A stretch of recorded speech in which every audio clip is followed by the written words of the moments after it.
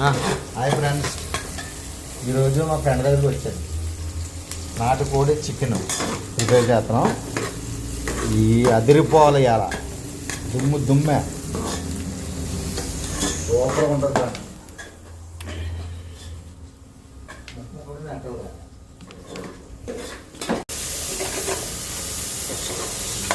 టమాటాలు వేసాను, అల్లం వెల్లుల్లి పేస్ట్ వేయాలి కదా.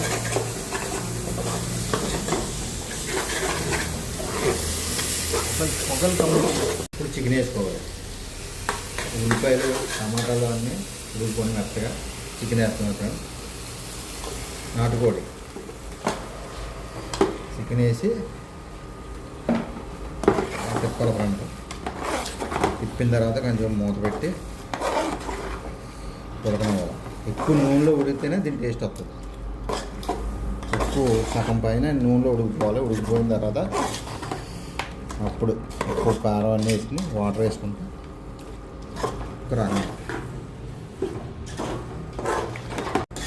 ఇప్పుడు ఇక్కడ భయంగా వండుతున్నాం. అరబ్బీ ఇంట్లో వండనవరో భయంగా వండుతున్నాం అనమాట. ఇక్కడ వండితే అక్కడ బయట వండుతున్నాం. ఎందుకంటే లోన వండితే వాసన వస్తుందని బయట చాలా భయం వస్తుంది. ఎవరైనా వస్తారు